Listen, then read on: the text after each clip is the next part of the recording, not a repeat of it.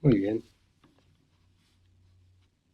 vamos a charlar un poquito sobre fotografía y un poco cómo lo veo desde una mirada de fotógrafo en el sentido muy práctico. Hace 20 años empecé a sacar fotografías, pero también desde mi mirada como arquitecto, que es la formación que tengo. Yo soy Julio Pereira y voy a estar comentando un poco nociones a través de una serie de videos que vamos a ir subiendo, ¿sí? Lo primero que me interesa a mí charlar es de las nociones que anteceden a la fotografía y que tienen que ver bastante con la composición. En este sentido, pueden ver, esta es la primera fotografía sobre la segunda, casi finales de la segunda década del siglo XIX, 1827, un señor que se llama Niepce saca desde su ventana un paisaje. Si ustedes ven, el paisaje tiene una dimensión muy estructurada en el sentido de la regla casi de los tercios, ¿no? Que es algo que pueden ver acá, por ejemplo, ¿no? Y cómo ese elemento central tensiona la composición a partir de diagonales. La regla de los tercios va a ser fundamental. Es muy sencillo y se sigue viendo en los visores de las cámaras o en los smartphones. Si ustedes ponen tercios, van a ver que aparecen tres líneas horizontales y tres líneas verticales. En esencia lo que hace es ordenar una composición, ¿sí? Ahí ven cómo esa diagonal es central y Niepce, con la primera fotografía fijada en la historia de la humanidad, eh, no deja de recurrir a elementos pictóricos de composición que lo anteceden. Eso naturalmente estaba en disputa porque Niepce por un lado y Daguerre por el otro, pero Niepce concretamente en 1827 lo que hace es fijar esta imagen. La fotografía, entre otras cosas, lo dice su mismo nombre, ¿no? Digamos, es escribir con la luz. Pero el asunto era que todo lo que se buscaba en el momento fracasaba en el sentido de poder fijar la imagen. Pero Niepce lo logra a través de una serie de elementos químicos y procedimientos de la luz sobre una placa metálica, concretamente de peltre, y que luego fija, digamos, la incidencia de esa luz sobre la placa. Ahí ustedes van a ver, si tienen interés en la temática, que la luz, la cantidad de luz, el tiempo de la luz, es condicionante fundamental para la imagen. La obturación es otro concepto fundamental, pero lo desarrollamos de a poco. Sobre ese mismo siglo, pocos años después, ya hay un desarrollo de lo que entendemos como el retrato, ¿no? En este caso, Julia Margaret Cameron trabaja también de una manera bastante clásica, entiendo yo, la cuestión de fondo y figura, composición, la pose, es decir, que la fotógrafa dirige a la retratada en este caso, y el lugar de las manos, que en la historia de la pintura es un lugar clave. Vean cómo apoya sobre su vientre las manos y esas manos de alguna forma las tiene que la fotógrafa dirigir. Evidentemente no es una postura espontánea. Así como la mirada. Es probable que el foco o el punto de luz, probablemente una ventana en esa época, es una fotografía de estudio, naturalmente, lo ven por la lona, la tela del fondo, pero es probable que ella esté mirando hacia la luz y se puede ver en las pequeñas sombras, en el brillo de sus ojos, de que hacia, digamos, donde mira la protagonista hay un punto de luz. Otra cosa muy interesante que empieza a pasar acá, en este periodo de la fotografía concretamente, es la dimensión de esas miradas, ¿no? Por ejemplo, vamos de vuelta a Cameron y la mirada angelical, bastante hay un término que se usa en el arte que tiene que ver con extrañamiento, es decir, algo que está fuera de lugar. Eso es lo que produce en cierta medida la mirada de esta Angelita, que podría ser un personaje sonriente, feliz, como cualquier ícono de ángel pretende ser, pero en este caso es una Angelita que mira a la cámara de manera casi inexpresiva, con una ausencia total de expresión que es perturbadora, inquietante y que genera, entre otras cosas, un cuestionamiento a quien mira la fotografía. Naturalmente, la interpretación de la fotografía es la lectura de quien la interpreta, pero digamos, eso es lo que veo yo y lo comento para que vayan enriqueciendo las posibilidades de lectura de lo que no es otra cosa que un texto, que es el texto en imagen que captura Cameron, ¿no? Vean cómo de vuelta los brazos se apoyan sobre su rostro, pero también con un aire de desgano absoluto. Otra, este retrato creo que habla bastante de esa dimensión del tiempo en la captura de la fotografía. Recuerden que la fotografía no era como la instantánea que toman hoy con el smartphone o con una cámara analógica no tan alejada en el tiempo, sino que estas personas, estas modelos, tenían por ahí que posar minutos y quién sabe más tiempo que genera que además la fotógrafa le diga permanecer inmóvil, y eso integra la dimensión de lo que llamamos aura en la fotografía y lo desarrolla bastante Barthes, que pueden investigar por ahí, pero digamos, toda fotografía y particularmente un retrato podría estar cargada de un aura. Yendo a la dimensión más técnica del asunto, se nos cruzan los planos. Ahí ven, plano medio, primer plano, detalle, plano general o largo. Y en esencia, eso lo van a ver o capaz que les recuerda al cine, que no es otra cosa que fotografía, en particular el cine que estaba hecho con película, con film, fotografía que se desliza rápidamente, en un segundo 24 fotografías cruzan y generan la ilusión de que hay imagen en movimiento. Eso no es otra cosa que el descubrimiento del cine, que también va de la mano con la fotografía. Hoy, digamos, los medios para captar la imagen en movimiento ya podrían llegar a ser otros y está, digamos, totalmente discutible si tiene algún vínculo ya con la fotografía o no, en el sentido de que la dimensión de los sensores de los dispositivos digitales pueden llegar a generar muchísimas imágenes por segundo, que es lo que por otra forma permite que ustedes dispongan, por ejemplo, de la posibilidad de hacer una cámara lenta. Una cámara lenta no es otra cosa que, quién sabe, 100, 200 imágenes que se sacan en un segundo y permiten que el movimiento, ¿no?, se pueda estabilizar en lentitud sin que haya una distorsión de la imagen.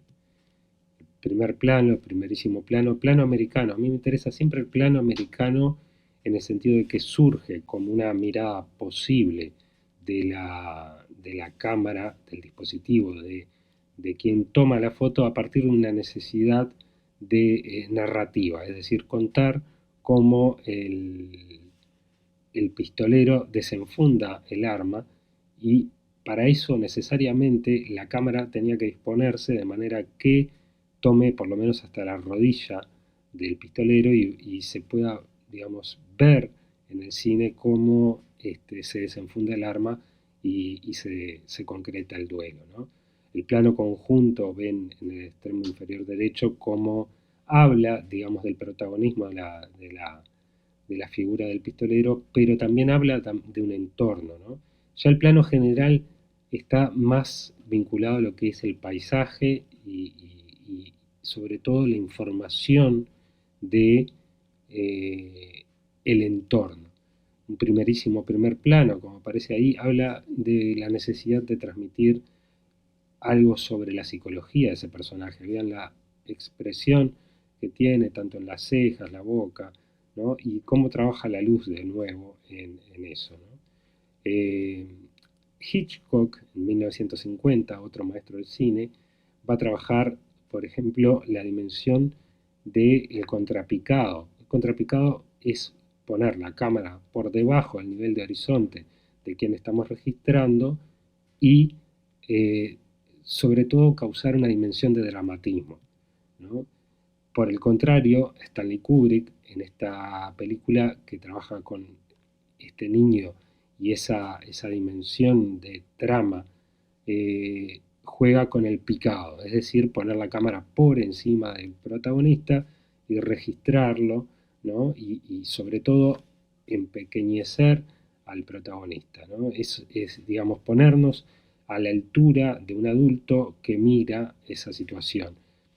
Otra dimensión que va a trabajar Stanley Kubrick es, digamos, la presencia de las y los protagonistas en el espacio. Y ese espacio hay algo que él refuerza continuamente, que es la cuestión simétrica. Vea en esta imagen como además las mismas protagonistas generan de vuelta extrañamiento a partir de duplicarse en esa cuestión de gemelas. Miren cómo trabaja también la dimensión psicológica, es decir, cómo trabaja la maldad Kubrick. Simplemente se nota que hay un mecanismo por el cual él pretende trabajar con los protagonistas elevando la cámara y además haciendo que sus protagonistas miren hacia la cámara, es decir, él toma el registro desde encima de los ojos del protagonista o de la protagonista y hace que esos ojos nos miren desde abajo hacia arriba, ¿no? Y en ambos, en los tres casos, con un leve movimiento de los labios, insinúa cierta dimensión de la maldad. Vean cómo participa de vuelta la cuestión geométrica con una fortaleza en la composición de Kubrick que es apabullante. Si pasamos a la dimensión del registro fotográfico de la arquitectura, hay una clave en el siglo XX, en los años 40, 50, 60, que se llama Julius Schulman y cómo registra la arquitectura y el entorno. Esta también es una fotografía construida, escenificada, pero para mí es uno de los fotógrafos que logra transmitir no solo la dimensión técnica del espacio en tanto la construcción que trabaja, ¿no? Vean cómo apoya esa viga, ¿no? Descansa esa gran ménsula, pero por debajo pueden ver todo probablemente California y esos personajes que hablan de una calidad de espacio, transparencia, como, digamos, esta imagen para mí diría que es icónica de lo que es la arquitectura del siglo XX. ¿No? De vuelta, el lugar de los reflejos, el lugar de la luz, el lugar del claroscuro y el contraste, el lugar del blanco y negro, de vuelta, ¿no? La presencia de la ciudad, que ya con esa pequeña referencia nos habla de que esto es una mansión elevada, seguramente en California, y que tiene, digamos, un lugar jerárquico en lo que es la construcción de la ciudad. Todos estos casos son las Case Study House que registra Schulman, que son para mí, digamos, joyas de la arquitectura moderna. de vuelta, ¿no? El entorno, el espacio, la ciudad y cómo trabaja la dimensión icónica en este caso y la dimensión del texto. Van a ver que el texto aparece de vuelta en muchos fotógrafos. Edward Weston trabaja otra cosa que es interesante, que es la dimensión de las texturas, del claroscuro, del contraste, y trabaja en este caso con elementos relativamente sencillos, casi diríamos naturalezas muertas, pero vean el nivel de sofisticación, el nivel de pureza con el que trabaja una simple verdura, ¿no? Eso lo trabaja muy bien él, técnicamente lo desarrolla con largos periodos de exposición, con obturación muy pequeña, es decir, una entrada de luz muy pequeña hacia su cámara. De hecho, manda en muchos casos a hacer sus lentes para que tenga una obturación de... Pueden estar registrando, digamos, por ahí son dispositivos que les quedan bastante lejanos o por ahí no, pero estas cámaras podrían estar sacando una foto 1, 2, 3 horas, ¿no? Tomando detalle por detalle. ¿Qué hace la gran exposición, la obturación larga? Entre otras cosas, captar estos detalles y captar, digamos, la dimensión de la luz y la dimensión de el fondo, figura, con una fuerza que por ahí otros dispositivos no pueden captar, ¿no? Vean esto prácticamente que es una piel, ¿no? Y no es otra cosa que una verdura sobre un fondo, cómo él logra trabajar la idea de fondo, forma, figura, con una contundencia que además tiene que ver con el blanco y negro, ¿no? Eisenstadt va a trabajar otra cuestión que son los marcos naturales, es decir, encuadrar situaciones a partir de el entorno y el entorno, digamos, darle protagonismo a ciertas situaciones. Había, si no recuerdo mal, incluso un ejercicio en el cual esta figura se inscribe en una proporción áurea.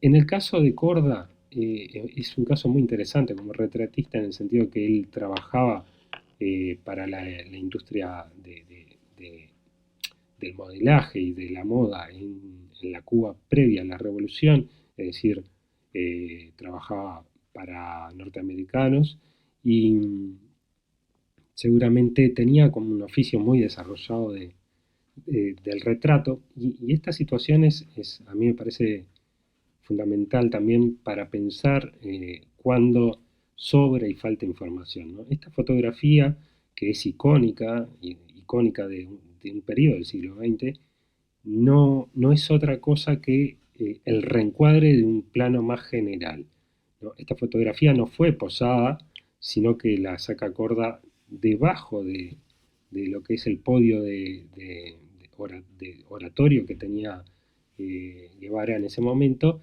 y luego la reencuadra. Acá pueden ver, esta es la foto original, él está un poco por debajo, ¿no? Pero en primera fila naturalmente, y saca esa foto. Luego se hace icónica y aparece, digamos, es el fenómeno de la iconicidad en la imagen. Bueno, hasta aquí dejamos este inicio a los encuentros fotográficos. Gracias.